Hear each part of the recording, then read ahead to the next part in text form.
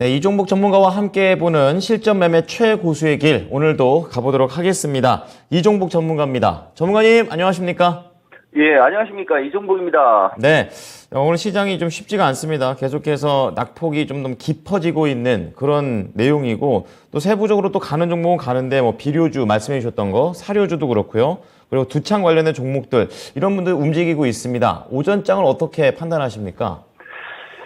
제가 한 바퀴가 돌았어요. 그래서 여러분들한테 다시 처음부터 한번 해드려 볼 텐데, 나스닥 급등, 그죠? 네, 그럼에도 불구하고 국내장이 이제 상대적 약세라고 했는데, 오늘 시초가 대비는 좀 많이 밀렸죠, 여러분. 근데 이게 딱 이거를 보시면 될 것 같아요. 지금장이 요번 주에도 심리적인 얘기 많이 했어요, 여러분들한테. 선물 315, 삼성전자 59,500원. 이런 얘기 많이 해드렸는데, 주도주도 마찬가지입니다. 우리 진행자도 이제 처음에 얘기를 했지만은, 저도 이제 좀, 그래요, 여러분. 왜냐면은 맨날 그 주식만 가죠. 그러니까 지금 시장은 주도주가 없고, 일부 테마주. 근데 얘기했듯이 그 테마주들이 과거에 우리가 알던 그런 개별적인 테마주나 어떤 잡주성 테마주가 아니기 때문에 이쪽 테마주들, 이쪽 테마주라는 게 물가 관련주라고 저는 칭하죠. 그쪽이 셀 수밖에 없습니다. 다시 말하면 지금 주식시장에 주도주가 없기 때문에 그쪽이라도 지금 종합이 310단까지 밀려 내려왔잖아요. 그러니까 그쪽이 움직이는 거고, 그 다음에 수급은 결국은 환율의 문제입니다. 아마 이 시간에 여러분들 이종복이가 환율 1250원 이탈, 그 다음에 1280원 돌파 여부 중요해갖고 첫 주에 여러분들한테 얘기해드렸었을 거예요.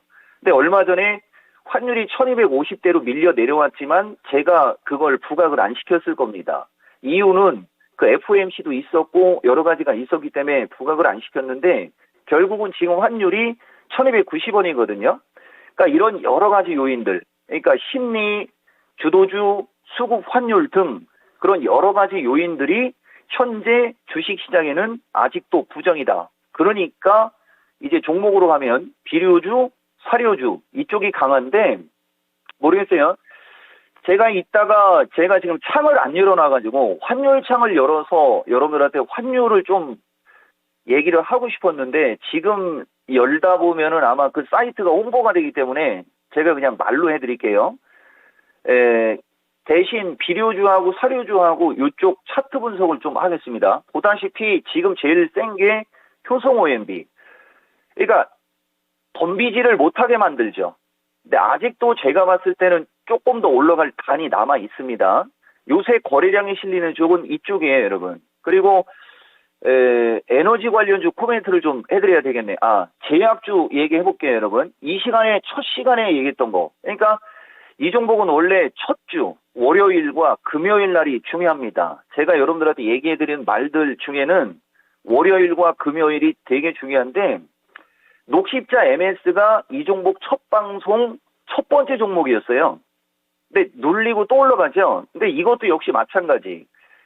최근 주식시장의 어떤 단에서 이 주식이 여기 12,500원에서 14,000원을 뚫고 간다라고 보기에는 지금 거래량은 다소 좀 약하죠. 우측으로. 이 우측으로 보시면 이쪽은 거래가 되게 세고, 그 다음에 주가가 밀릴 때 거래가 말랐고, 다시 주가가 올라갈 때 거래가 쓸 때도 이 거래를 못 넘어갔기 때문에 세게 못 가는 겁니다. 다만 어쨌든 녹십자 MS라는 주식을 보시면은 패턴 자체가 삼성전자, 하이닉스, 오늘 삼성 SDI도 좀 약하죠. 이런 종목하고 다르죠. 그리고 이 시간에는 HK 이노엔을, 요게 제가 여러분들한테 매수 관심으로 얘기해 줬죠. 그러니까 제가 누누이 얘기하지만 지금 장이 변동성이 크기 때문에, 자, 오늘 장 특징 할 때 움직임이 좋은 주식들이 있으면 그걸 얘기해 줘요. 근데 그 얘기해 주는 종목 중에서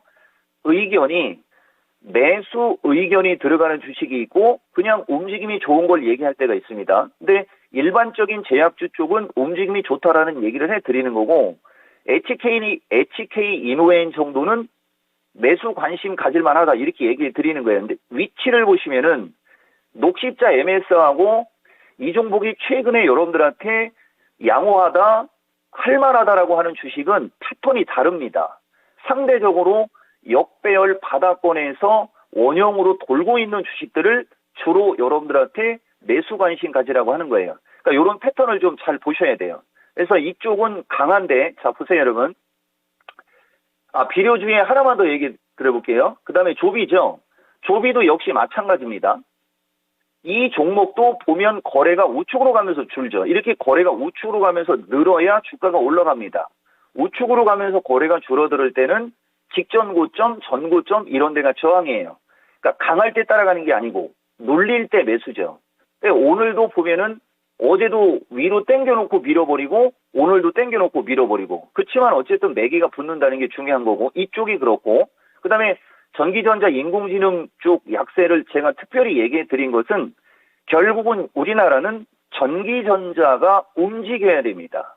그리고 첫 주 5월 16일에서 5일 정도가 지나는 거니까 5월 21일쯤인가 매도 의견을 주고 싶은데, 그 매도 의견을 줬다가 원래 저는 그 주식이 빠질만 하니까 매도 의견을 주는 거거든요. 근데 갖고 있는 사람이 기분이 안 좋을 수 있다 이런 얘기 좀 해드렸었죠.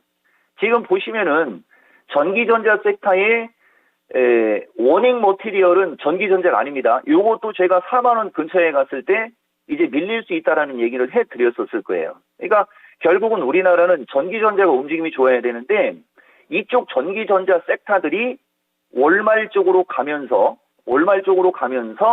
결국은 순환매가 나와야 아까 오늘장 특징에서 첫 번째 1번 타로 얘기했던 주도주, 심리, 수급, 환율 이런 거하고 맞물려서 여러분들이 수익을 내기가 용이하게 되는 거예요.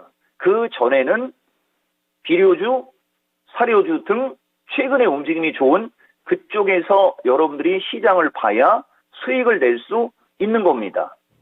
네. 자, 시장에서 지금 지수가 하락하기 때문에 어느 쪽으로 좀 뚫어봐야 될까 이렇게 생각했을 때 전기전자, 인공지능 이쪽이 나중에 좋아질 때 먹을 게 더 많다라는 관점에서 얘기해 주셨으니까요. 이 부분을 잘 참고하시고, 비료주와 제약주 쪽에 대한 그런 강세 흐름도 분석을 잘 해주셨으니까요. 차트의 흐름 잘 읽으시면서 대응해 보셔야겠습니다. 자, 그렇다면 오늘장 추다 전략 넘어가 보겠습니다. 오늘은 어떻게 해야 할까요? 이게 환율인데요, 여러분. 제가 누누이 말씀드리지만 지금은 원래 일반적으로 얘기를 해줄 때는 관망인데, 어제도 제가 특별히 오늘장 이거 시장 얘기해 줄 때 수익을 내는 쪽으로 얘기하겠다라고 미리 얘기를 하고 얘기를 해드렸던 거예요. 오늘은 제가 방어적으로 가다가 어느 시점에서 기회를 잡아야 되는지에 대한 팁을 한번 보겠습니다. 지금 화면에 이게 환율 차트인데, 이 환율이 지금 여기 1200, 여기 50원 보이죠, 여러분?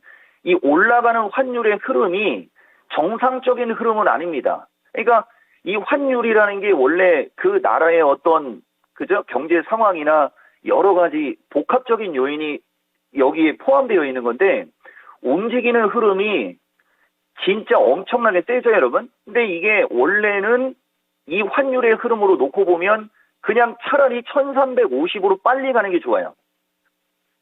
그러니까 지금 주식시장의 분위기와 그 경제 상황, 그 다음에 미국에서 긴축하고 뭐 하는 그 달러가 초강세로 가지 않습니까? 그렇다면은 애시당초 그렇다면은 어차피 뚫고 올라갈 부분은 뚫고 올라가는 게 좋은데, 지금이 딱 여기에 이 금도 이게 기존에 설명할 때 이게 나와 있는 금이거든요, 여러분. 그러니까 환율이 지금 보시면은 오늘 하고 내일 파웰 연설에서 의회 증언에서 어느 정도 영향을 받을 텐데, 환율은 1350까지도 올라갈 수 있다라고 우리가 염두를 해둬야 되는 거고, 방어적으로 이제 우리가 시장을 좋게 볼 때 기본적으로 1280을 깨야 됩니다. 근데 문제는 환율이 1280으로 밀려 내려와도 다시 1250을 안 깨고 다시 1300을 돌파하려고 하고 그러다 보면 변동성은 지금처럼 계속 나올 수밖에 없어요. 왜냐면은 외국인들이 주식 팔고 돈을 빼가도 환율이 올라가는 거고, 그 다음에 경제가 안 좋아도 환율이 올라가는 거고, 여러 가지 요인이 복합적으로 작용한단 말입니다. 그래서 이 환율이라는 것을 차트를 보고 하기에는 좀 그렇지만은 아까도 말씀드렸듯이 20년 동안의 어떤 이 환율의 흐름을 놓고 봤을 때는 얼추 오긴 왔죠. 얼추 오긴 왔지만 기세가 너무 강하다. 그래서 여러분들이 환율이 최소한 1280을 깨고 내려오면 심리적인 안정감을 잡을 수가 있고요. 나스닥도 마찬가지입니다.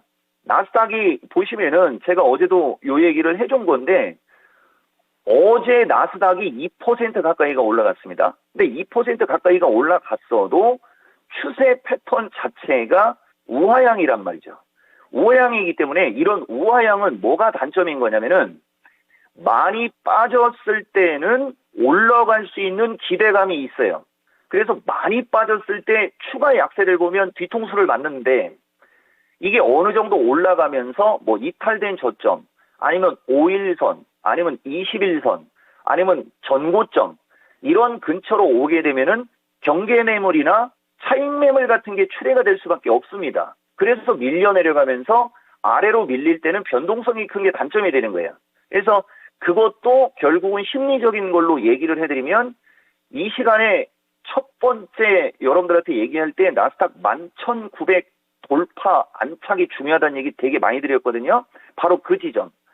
최소한 11,900에서 12,000 정도는 가야 밑에 단에 여유가 생겨서 심리적인 안정감을 가질 수가 있는 겁니다. 그러면 지금까지 얘기 드린 모든 걸 종합하면 일단 기본적으로 자생적으로 되는 건 없는 겁니다. 지금은. 일단 환율이 1280 이하 정도는 내려와야 삼성전자가 기본적으로 59,500원 이상 정도에서 움직여줘야 그 다음에 지수 선물이 315 정도는 지지의 역할을 해야 그죠? 그런 식의 어떤 그 네 가지 정도 다 얘기해 준 거예요, 여러분. 그것만 알고 있으면 만약에 그것들이 미지근하다, 안 좋다, 그러면은 개별 종목이나 매기가 집중되는 주식을 가지고 2박 3일 가야 돼요. 지금은 뭐 일주일 이상 가기가 좀 그러니까 2박 3일 정도 그쪽 보고 만약에 그쪽이 이제 좋아지는 쪽으로 온다. 그러면은 이제 업종 대표주나 아까 얘기해드렸듯이 최근에 많이 빠진 진짜 보물들이 무지하게 많아요. 제가 PCB도 얘기해주고 싶은데 그 계속 빠지고 있는 것 같고 뭐 얘기하면 뭐합니까, 그죠? PCB도 그렇고 인공지능도 그렇고 메타버스도 그렇고 숨겨진 제약주도 그렇고 그 다음에 건설기계도 그렇고 좋은 건 되게 많아요. 좋은 게. 그러니까 여러분들이 긍정을 가지고 볼 때는 그쪽을 좀 보시고 방어적으로 볼 때는 월말 쪽으로 가면서 지금 제가 얘기해드린 것들을 좀 체크하시면 분명히 좋은 결과 있을 겁니다. 네. 자, 오늘 내용 잘 참고해 보겠습니다. 고맙습니다, 전문가님. 예, 고맙습니다. 이종복. 네, 이종복 전문가와 힘든 장을 뚫고 나갈 수 있는 방법에 대해서 알아봤습니다.